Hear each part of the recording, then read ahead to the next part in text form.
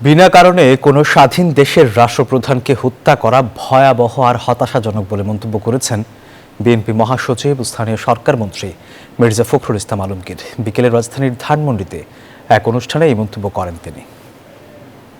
এই সময়টা খুবই অস্থির।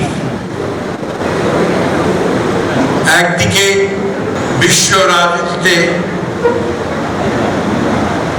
ভয়াবহ নৈতিকতার অভাব, বিনা কারণেই একটি দেশের সার্বভৌমত্বে হস্তক্ষেপ, বিনা কারণেই দেশের প্রধানকে, রাষ্ট্রের প্রধানকে এবং একটি মতবাদের প্রধানকে হত্যা করা,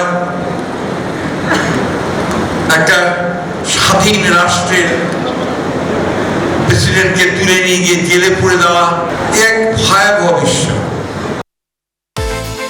বিকাশ পেমেন্টে 10,000 টাকার বেশি অফার। শপিং চলছে তো।